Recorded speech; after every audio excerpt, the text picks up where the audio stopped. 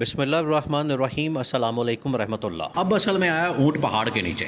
یہ جو شہباز شریف پچھلے تقریباً 2.5-3 سال سے عہدے انجوائے کر رہا ہے، وزارت عظمیٰ کے اوپر بیٹھا ہے، وزیر اعظم کی کرسی کے اوپر بیٹھا ہے، اور اس کے اوپر بہت سارے محاورے کہے جا سکتے ہیں، بہت سارے محاورے۔ کام کا نکاج کا دشمن اناج کا، یعنی کام کا نکاج کا دشمن اقتدار کا، اقتدار کے پیچھے پڑے ہوئے بس کہ اقتدار ہمارے پاس رہے، کرسی کے ساتھ چمڑ گئے ہیں، بس کرسی نہ جائے، چاہے ہماری جان چلی جائے لیکن کرسی نہ جائے۔ یہ اب شہباز شریف کا بالکل اقتدار کا آخری وقت شروع ہو گیا، بالکل آخری وقت۔ دنیا کے اندر اب حقیقت کھل کر سامنے آ گئی ہے۔ عمران خان نے بھی اس کے اوپر بات کر دی ہے، دنیا نے بھی اس کے اوپر مور لگا دی ہے، اور آپ دیکھیں کہ پاکستان سے لے کر ایران سے لے کر عرب ممالک، چین سے لے کر روس، اور روس سے لے کر برطانیہ، اور برطانیہ سے لے کر امریکہ، تمام ممالک نے اس بات کو تسلیم کر لیا کہ پاکستان میں اگر کوئی حقیقت ہے، پاکستان میں اگر کسی کے پاس پاور ہے، اتھارٹی ہے، پاکستان میں اگر کوئی پاورفل ہے، پاکستان میں اگر کوئی طاقتور ہے، تو وہ صرف پاکستان کے اسٹیبلشمنٹ اور موجودہ سربراہ army chief field marshal general Asim ہے۔ یہ انہوں نے مان لیا، اسی وجہ سے تو ساری ملاقاتیں ہو رہی ہیں۔ دوسرا یہ کہ اب صحیح معنوں میں عمران خان نے بھی اس کے اوپر اظہار خیال کیا۔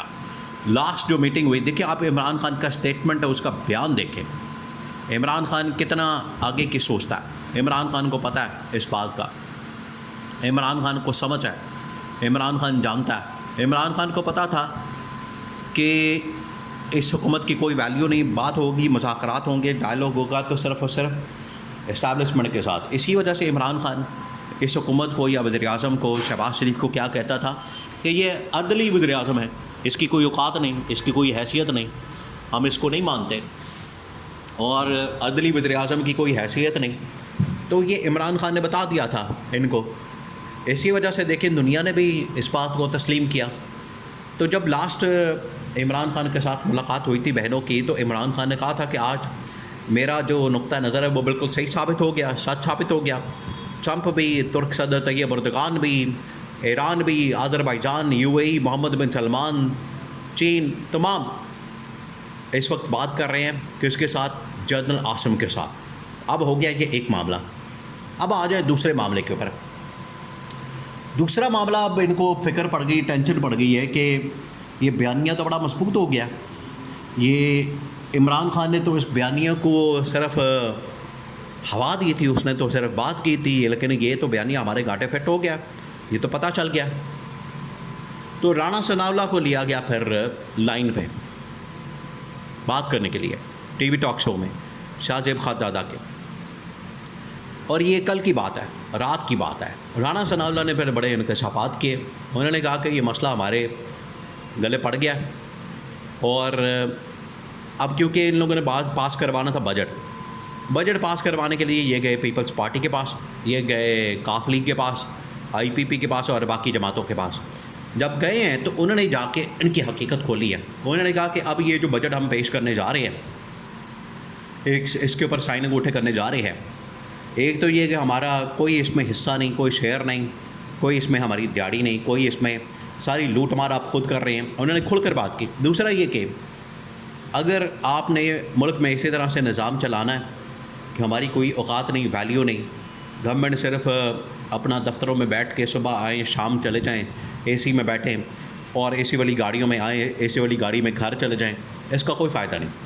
پاور، اقتدار، حکومتی معاملات، ریاستی معاملات، وہ تو سب کچھ اسٹیبلشمنٹ دکھتی ہے۔ اوپر سے انہوں نے کہا کہ عمران خان اب آپ کے سر پر چڑھ گیا، اور چوتھا یہ کہ پیپلز پارٹی کی ڈیمانڈ یہ کہ اب ہمیں گورنمنٹ کو چینج کیا جائے اور ہمیں ہماری باری دی جائے، کیونکہ پیپلز پارٹی کے ساتھ معاہدہ یہی ہے کہ 2-2.5 سال نون لیگ اور 2-2.5 سال اس کے پیپلز پارٹی کے، یا آپ 2 سال لگا لیں، کیونکہ پیپلز پارٹی کی خواہش یہ ہے کہ 4 سال اس کو کر دیا جائے، بجائے 5 سال کرنے کے اس حکومت کے ٹینیور کو، یا پارلیمنٹ کے ٹینیور کو، اس کو 4 سال کریں، 2 سال نون لیگ، 2 سال پیپلز پارٹی۔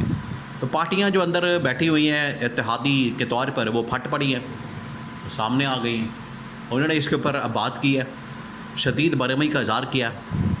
اب یہ شہباز شریف کے لیے بہت بڑا مسئلہ بنتا جا رہا ہے۔